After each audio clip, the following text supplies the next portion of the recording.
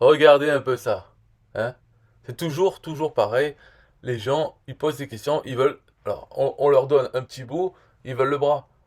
C'est ça.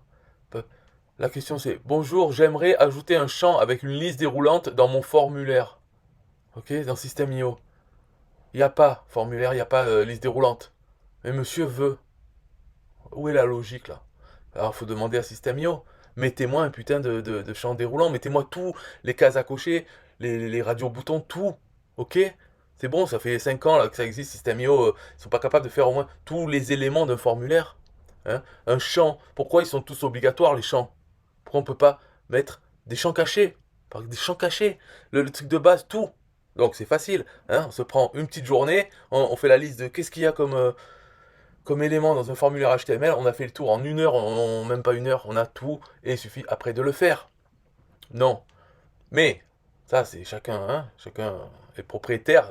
Moi je suis pour le droit à la propriété, donc si System.io veut faire son truc, ok. Mais alors ceux qui utilisent ça, pourquoi ils veulent toujours faire d'autres choses qu'on peut pas? Et Mehdi, Ziani, t'as qu'à prendre une page HTML, tu te fais ta page, arrête d'utiliser System.io, arrête d'utiliser un autre truc s'ils n'ont pas ce que tu veux faire. Voilà. C'est débile. Moi, je trouve ça débile. Je trouve pas ça. Ah, c'est bien, il faut avoir de l'ambition, il faut vouloir des choses, il faut pas se contenter de ce qu'on a. Mais c'est débile. Parce que contente-toi de ce que tu as, c'est-à-dire de tout le HTML. Apprends. Hein, ça va te prendre un peu de temps et après, c'est bon, t'es libre. Non. Toi, tu veux aller vers un truc fermé qui appartient à quelqu'un. Donc, ils font leur loi. Et tu veux faire des choses demandées. Alors, j'arrive à le faire avec du code HTML. Et bien tant mieux, ben alors. Mais je n'arrive pas à récupérer la réponse dans la base de données de System.io. Ben non, parce que System.io est psychorigide sur plein de choses. Donc sur ça, oh, on va le faire, mais on est une petite équipe et tout. Mais n'importe quoi. Mais donc il faut pas rentrer dans un dialogue avec System.io. Simplement, t'as qu'à boycotter. Tu trouves pas ça? Bon, moi, je suis assez flexible, je suis ouvert d'esprit. Donc, je boycotte pas System.io. Je l'utilise avec ses limitations. Voilà. Après, bien sûr, on peut l'étendre un peu avec du JavaScript, mais on ne devrait pas avoir à le faire. Avec du JavaScript, on peut essayer de se débrouiller pour étendre un peu System.io, mais c'est pas, il faut pas, non, non, il faut pas en faire. Par exemple, là, tu veux la base de données, tu veux y mettre des trucs, une liste déroulante. Est-ce bien nécessaire? Donc, pour le plaisir, hein, c'est pas du tout pour répondre à la question, c'est pour le plaisir, on va montrer comment faire. Mais j'avais déjà montré, par exemple, pour prendre une date, les gens ils veulent prendre une date, alors qu'il n'y a pas ça, bien sûr, une fois de plus. Eh bien, bon, on peut le faire, donc on peut le faire pareil avec une liste déroulante. Après, il y en a un autre qui va poser la question pour comment on fait un radio-bouton. Alors, il va falloir lui répondre aussi à lui. Toujours la même chose en fait. Le script c'est le même, c'est juste le type. Donc apprenez le script, la façon de mettre du script dans System.io. Apprenez ça. Plus, ensuite, vous avez la doc HTML. Et puis vous bidouillez, puis voilà, ça va marcher. Parce qu'il n'y a rien de magique dans System.io. Et c'est juste, il est bridé. Parce que les concepteurs, tout ça, n'ont pas le temps. Ils ont son petite équipe, ils ont plein de choses à faire. Et alors, employer des gens, avec les sous, ça sert à quoi les sous qu'on paye là pour System.io? Moi, je n'accepte pas. S'il y a de plus en plus de clients, eh ben, les sous, arrêtez de les mettre dans les cryptos ou dans les plans d'épargne ou je sais pas quoi. Investissez dans des développeurs. Et puis comme ça, vous aurez plus cette excuse bidon de on est une petite équipe. Le formulaire, c'est bon, ça fait 5 ans. En 5 ans. Enfin bref. On en était où là? Donc Aubin Atolou, lui, il tag quelqu'un. Donc lui, c'est un béninois. Alors les béninois sont comment dire, motivés, mais ils sont chiants. Ils sont assez lourds. Voilà, c'est ça qu'on peut dire. Ils sont toujours en train de. Lui, un béninois, tag un autre béninois qui dit tu peux l'aider. Mais qu'est-ce que tu racontes? T'as pas la messagerie, vous avez qu'à vous parler entre vous. Pourquoi en commentaire? Juste pour montrer, Aubin, il veut montrer à Thierry. C'est ça, c'est que des relations psychologiques de merde. Ah, putain, c'est l'hypocrisie, le suçage de bite. Voilà comment ça s'appelle. Le suçage. Entre eux, ils se sucent la bite, ils se recommandent en se taguant. Comme ça, l'autre qui est tagué, il vient, il va dire ah merci, tu m'as tagué, t'es mon frère, je vais te taguer aussi après. Hein, on s'entraide, on se suce la bite entre nous. Et on va faire des sous avec Mehdi. Enfin, Mehdi ou d'autres, hein, c'est n'importe qui pose une question. Tu peux l'aider, bien sûr, il n'y a rien de gratuit. Là, alors là, par contre, pour les clients, il n'y a rien de gratuit. Ils vont le contacter. Ouais, je peux t'aider. Bon, voilà, moi je travaille. Hein. Donc, tout travail mérite salaire, etc. Donc, si vous n'êtes pas parti encore de cette vidéo, eh bien, vous aurez votre récompense.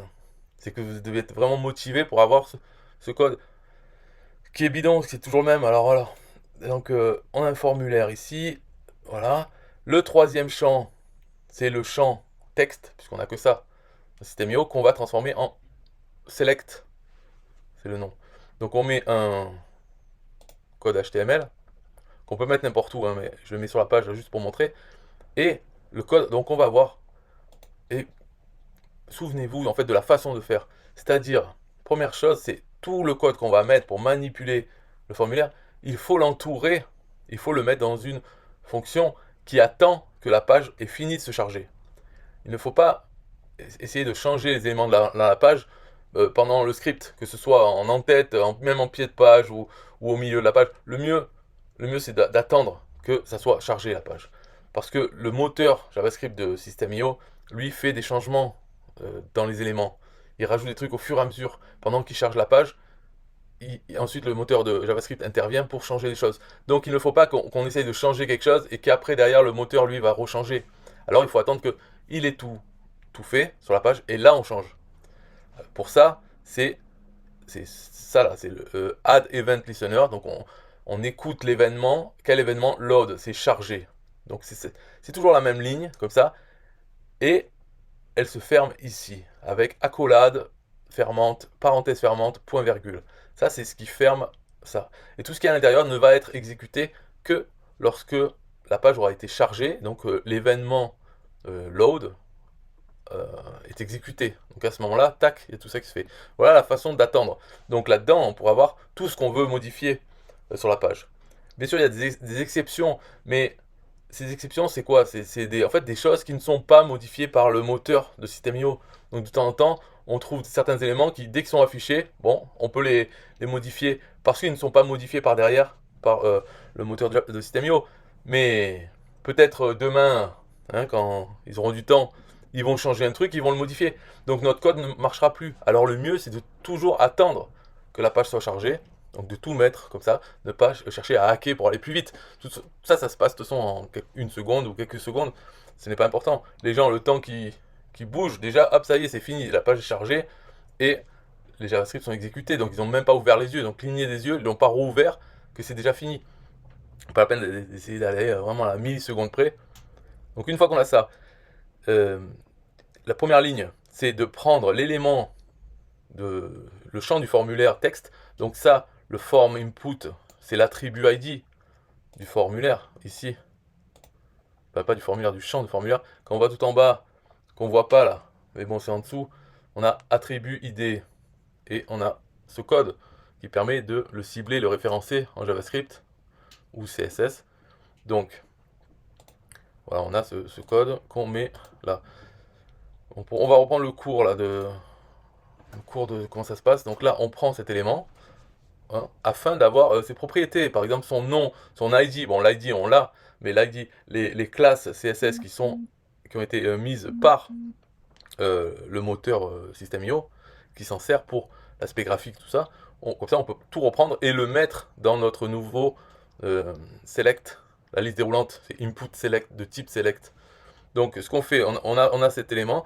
On crée un élément donc en mémoire, un élément de type input select, et on lui donne comme ID l'ID du champ du formulaire texte là. Pour le nom, c'est pareil, le même nom, et class name, c'est toutes les classes CSS qu'il y a dans le code. Bon, bref, donc voilà, on copie tout et on l'affecte à notre nouvel élément input select. Et ensuite, on crée nos options. Donc pour les options de la liste déroulante, il faut tout le temps qu'il y ait une valeur et le texte. La valeur, c'est ce qui va être enregistré par System.io, et le texte, c'est ce qui est affiché dans la liste déroulante. On peut avoir des choses différentes. Par exemple, là, j'ai fait le texte, il y a un espace entre option et le numéro, mais par contre, dans la valeur, c'est sans espace et sans majuscule. Donc là, on définit pour chaque option et on l'ajoute à notre élément qu'on crée en mémoire, notre élément input select. On ajoute ces options. On pourrait dire qu'une est sélectionnée parmi d'autres, mais là, la première sera celle affichée par défaut. Donc une fois qu'on a fait toutes les options, là, la fin, là, ça, c'est de remplacer le champ texte par le champ select qu'on vient de créer. C'est ça, c'est... En fait, on prend le enfin cette phrase, ça veut dire prendre le parent du champ texte et remplacer l'enfant de ce parent par, euh, voilà, par select, par ce qu'on vient de créer, quoi. Donc ça va supprimer le champ texte et mettre le champ select. Donc c'est important de ne pas laisser les deux, c'est ça qui est important dans l'histoire, c'est qu'il ne faut pas laisser les deux, parce que sinon il y en aura deux qui auront le même ID, le même nom, et là quand on appuie sur le bouton pour l'envoyer, je pense qu'il va faire une erreur, enfin, il y aura une erreur dans la page, j'ai même pas essayé de le faire, il faut pas. Euh, donc c'est pour ça qu'il faut le remplacer. Voilà, donc là on n'a rien vu, on a le temps d'appuyer, j'ai même pas eu le temps de parler, ça c'est déjà fait. Donc on va le refaire, regardez bien la page. Là j'appuie, le troisième champ, il est texte, et il va se changer en select. 1, 2, 3. Voilà, on l'a vu là. Donc maintenant, les gens peuvent sélectionner leur option. Voilà, rentrer les trucs. Le champ texte n'existe plus. Et quand ils envoient, hop, ça enregistre ça dans le champ texte. Dans les contacts, les champs personnalisés ou pas personnalisés des contacts. Oui, parce que, précision là, ici j'ai utilisé le nom de l'entreprise qui est un champ pas personnalisé qui est de base. Mais on peut créer des champs personnalisés. Voilà, là j'en ai info 1, info 2, info 3. Donc on peut prendre ça pour son select. On prend ça, ça nous fera un champ en texte. Et dans le code, donc le champ texte, on prend son ID. Et dans le code, ça changera celui-là. Donc la valeur de l'option sélectionnée sera dans ce champ personnalisé. Voilà, c'est tout pour ce truc. Voilà, tout vient à point, qui sait attendre. C'est le proverbe du jour. Bye bye.